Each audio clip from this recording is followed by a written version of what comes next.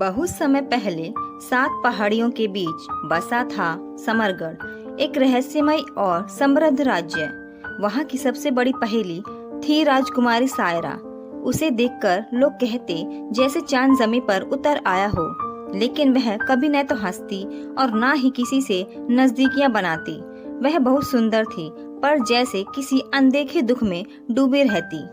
एक दिन सायरा महल की भीड़ भाड़ से दूर पीछे के जंगल में चली गई। चलते चलते वह जंगली बेलों से ढके सरोवर तक पहुंची। ऐसा सरोवर जो राज्य के किसी नक्शे में नहीं था, और वहां बैठा था एक सुनहरा सांप, जिसकी आंखों में आकाश की गहराई थी। वो बोल पड़ा, राजकुमारी डरो मत, मैं तुम्हारा रक्षक हूँ और तुम्हारा एक अधूरा अतीत भी। सायरा चौंक गई, क्योंकि सांप बोल रहा था। सांप की आवाज में कोई जादू सा था।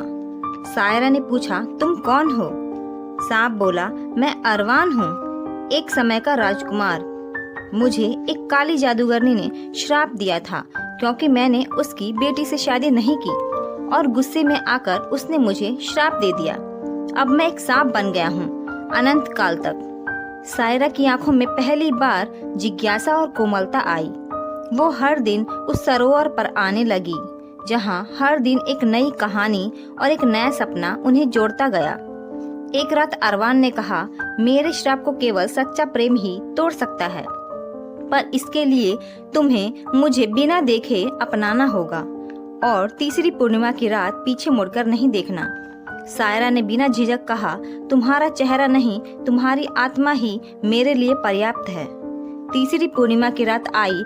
उस रात चांद लाल था, आकाश में काले बादल, और जंगल में सब कुछ जैसे सांस रोककर खड़ा था।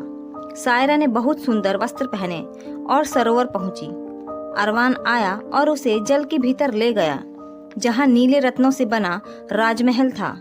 पर तभी सायरा, रुक जाओ। पीछे से एक जानी पहचानी आवाज आई। वो आवाज थी उसकी दाई माँ की। वो बोली, अरवान नहीं, बल्कि यह एक राक्षस है। उसने तुम्हारी माँ को मार डाला था। सायरा कांपी और एक पल के लिए पीछे मुड़कर देख लिया। देखते ही देखते राजमहल टूटकर बिखर गया, और अरवान की आवाज चीख बनकर गूंजी, तुमने वादा क्यों तोड़ा सायरा?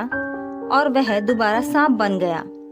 पर अब उसकी आंखों में प्यार नहीं, केवल दुख और हार थी।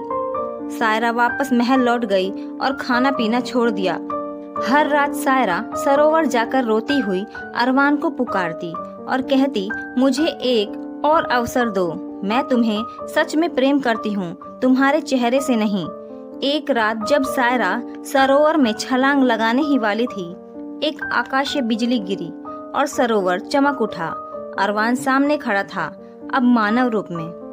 लंबे काले बाल, गहरी नीली आंखें, और उसके शरीर के चारों ओर सुनहरा तेज। उसने कहा, सायरा, तुम्हारा प्रेम ही मेरी मुक्ति है।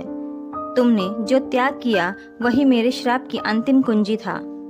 सायरा दौड़कर उससे लिपट गई। उनका विवाह पूरे समरगढ़ में परिकथा बन गया।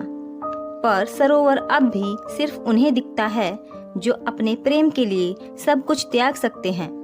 नैतिक संदेश, सच्चा प्रेम सिर्फ देखने में नहीं, त्याग और निष्ठा में होता है।